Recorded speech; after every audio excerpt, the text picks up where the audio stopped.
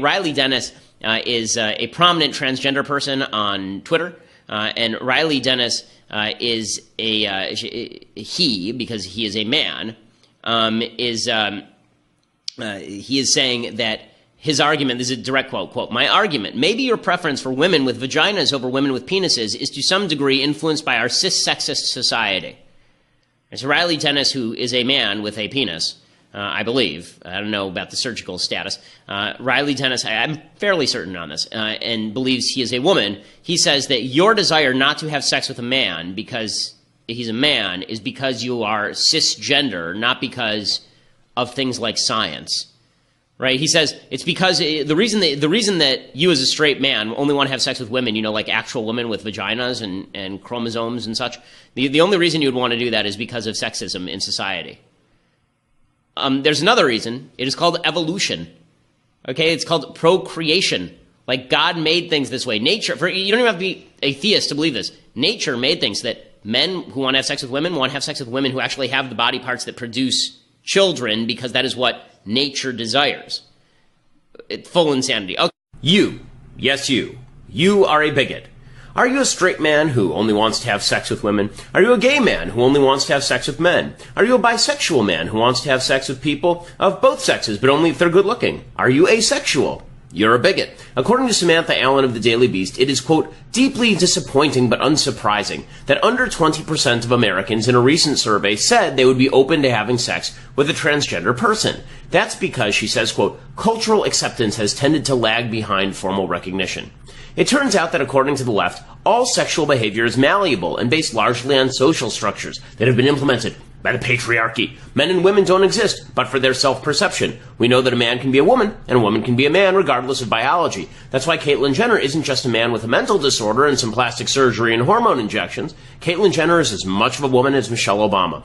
The left reasons that if a man can be a woman, that a man who only wants to have sex with biological women must be a bigot. His desires have been wrongly defined by a society that restricted the definition of womanhood to, you know, like women. If only men had been exposed to the deeper truth of gender early, if only they'd known that some women have male genitalia, then perhaps they'd be willing to have sex with biological men who are actually women.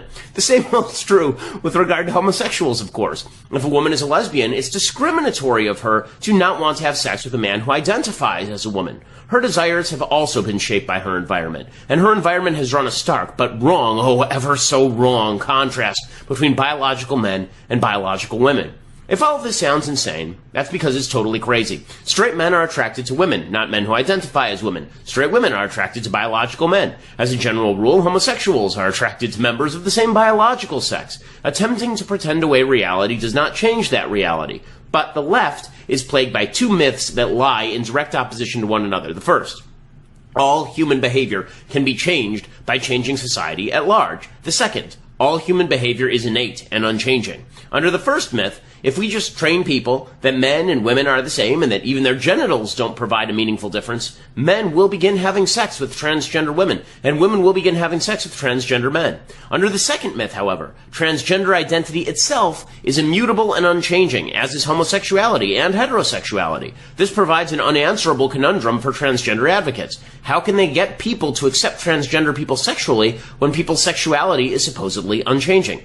So the left merely ignores the problem and papers it over with the word bigot. Reality isn't bigotry. People are attracted to people they're attracted to. There is a biological component to that, as well as a cultural component, but ignoring biology in favor of culture is idiotic, and ignoring culture in favor of biology is ignorant. They both play a part. The suggestion that discriminatory nastiness is at the root of perfectly logical biological desire for people to have sex with members of the opposite biological sex is merely a slur, a crutch to cover up the illogic of the far left when it comes to both gender and sex. I'm Ben. So what is your formal education background?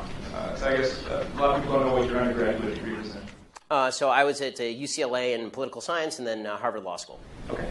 So you don't have, you wouldn't consider yourself an expert in sociology?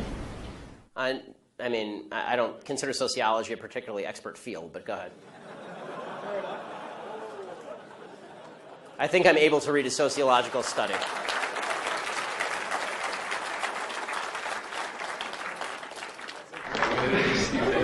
study, but so you're not necessarily an expert. Yes, there are lots of fields of study. Right. Well, what I'm getting at is there's a lot of topics. Let's put it this way, I know a lot less about welding than I do about sociology. What I'm getting at is that you're not considered an expert in sociology, psychology, gender studies, lesbian dance theory, many of these things that you've brought up tonight. I know a lot more about all those others than lesbian dance theory. As far as, if you want to take issue with the argument, I would urge you not to use the argument from authority, which is somebody has a PhD by their name, they know what they're talking about. That's a dumb argument.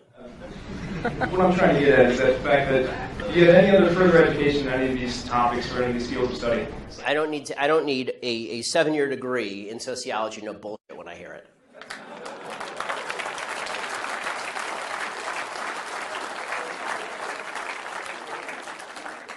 And granted, that's your opinion. Right, because I'm here, yeah, giving it. That would mean that you're also offering kind of an unqualified opinion on a lot of these topics. See, again, you're just making the argument from authority. I don't think slapping a PhD from Ferris State next to your name makes you an expert in all things in the field in which you propose to speak. Okay, the fact is that either my argument's good or my argument's bad. Citing to my credentials is a really bad way of making an argument. It's like it's actually the equivalent of, it's so funny, when people do this, it's the equivalent of actually a religious person saying, citing to the Bible for an argument. I'm a very religious person, right? I mean, see this? It's the yarmulke, okay? I'm a religious person, okay? I never cite to the Bible. The reason I don't cite to the Bible is because that's an argument from authority. Okay, you may not believe the authority to which I'm citing. I don't believe the authority to which you're citing. So you're going to have to make me an argument as to what I'm saying that's wrong instead of just saying I don't have the properly enumerated degree from the institution of your choice. I'm merely citing academia. If you haven't done any significant study or any type of educational, you haven't established yourself as a PhD or a doctorate in any of these programs, so how can you make a qualified opinion on any of these topics is my question. Because I have read the studies and I can have an opinion on them. And that's your opinion and mine was just stated, so thank you. Yes, that was my opinion. So, how do you say that some people don't have privilege when you basically just said that trans people aren't valid? They're not a thing. They're just girls pretending to be boys or boys pretending to be girls. Okay. Okay. Oh, someone's excited. Okay. Sex is biological, but gender is a completely different thing. No, gender is not disconnected from sex. So. It's not completely disconnected, but it's still a cultural thing. It's still from society. Okay. No, it is not in the mind. Okay, you're not a man if you think you're a man. And I didn't say pretending, or if I did, I shouldn't have said pretending. Let me amend. You said playing. Okay, I said a boy who thinks he's a girl. That's the usual phraseology I use. Not playing. I usually say a boy who thinks he's a girl or a girl who thinks he's a boy, which is technically what we're talking about here. As far as the actual psychological issues at play, it used to be called gender dysphoria or gender identity disorder. Now they call it gender dysphoria. The idea that sex or gender are malleable is not true. Okay, and I'm not denying your humanity if you're a transgender person. I am saying that you are not the sex to which you claim to be. You're still a human being, and you're a human being with an issue that I wish you Godspeed in dealing with in whatever way you see fit. But if you are going to dictate to me that I'm supposed to pretend that men are women and women are men, no. My answer is no. I'm not going to modify basic biology because it threatens your subjective sense of what you are. Okay, but you're still saying these kids should not be accepted because they don't really fit in either place? They can't just I'm saying that the Boy Scouts have a standard. You must be a biological boy to be a Boy Scout. You have to be a boy to be a Boy Scout. Where's that written, though? Okay. In the name Boy Scouts. Because this is a very because for all of human history, boy meant boy and girl meant girl. Boy did not mean girl. People are very much into this culture. And if I call you a moose, are you suddenly a moose? Okay, if I redefine our terms. No, yes, that's right. Men and women are a completely different thing. This is true. Have you ever met a man or a woman? They're completely different. It's a completely different thing. You can't just say you're a cat. It's not a thing. It's genders. It's not saying you're. Okay, why is that? I don't understand. Why? Okay, let me ask you this. Okay, I won't ask you how old. I will ask you how old you are. Okay, because you're young enough that it's probably not insulting to ask you. So. I'm 22, so I'm probably young and naive, right? No. Why aren't you 60? Why aren't you 60? Because And why can't you identify as 60? What is the problem with you identifying as 60? it's not the same as gender. You can't just. You're right. Age is significantly less important than gender. You can't magically change your gender. You can't magically change your sex. You can't magically change your age. You can still legally change it. People recognize You can't legally change your age, by the way.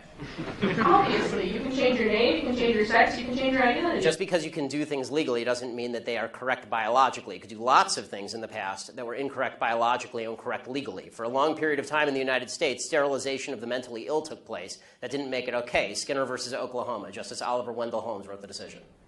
Right. I still don't understand why you're accepting these children that are have gender. It's not a matter of open-minded and accepting. I want them to get treatment that they see fit, but that's not involving me. The idea behind the transgender movement as a civil rights movement is the idea that all of their problems would just go away if I would pretend that they were the sex to which they claim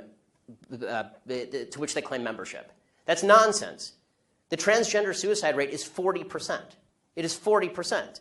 And according to the Anderson School at UCLA, it makes no difference. There's a study that came out last year. It makes no difference, virtually no difference, statistically speaking, as to whether people recognize you as a transgender person or not, which suggests there's a very high comorbidity between transgenderism, whatever that mental state may be, and suicidality. That has nothing to do with how society treats you. Do you think it could be because of they're bullied at school? No, I don't think that. I do not think that the discrepancy. I do not think the discrepancy. First of all, I'm against bullying of any sort. Okay, the idea that somebody would beat somebody up is terrible. Okay, as somebody who's viciously bullied in high school, I'm not a fan of bullying. But the idea that the normal suicide rate across the United States is 4%. The suicide rate in the transgender community is 40%. The idea that 36% more transgender people are committing suicide because people are mean to them is ridiculous.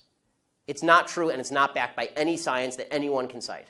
It is pure conjecture. In fact, it's not even true that bullying causes suicide, according to a lot of studies. For example, in the black community, where the idea is supposedly that America is a racist society, blacks are bullied a lot. Okay, in the black community has significantly lower suicide rates than in the white community. In fact, in third world countries, the suicide rate is significantly lower than in first world countries. Suicide actually seems to be a privilege of the upper classes if you actually look at it from a financial perspective.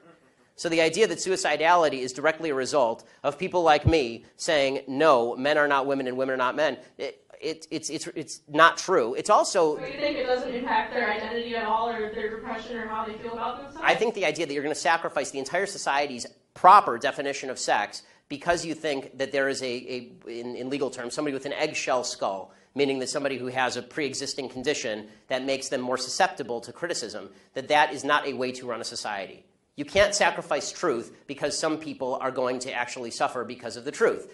Plus, there's no evidence whatsoever that the suicide rate would go down in the transgender community in any marked way if people just started pretending that men were women and women were men. We're trying that experiment now. We'll find out whether it works. So far, no evidence.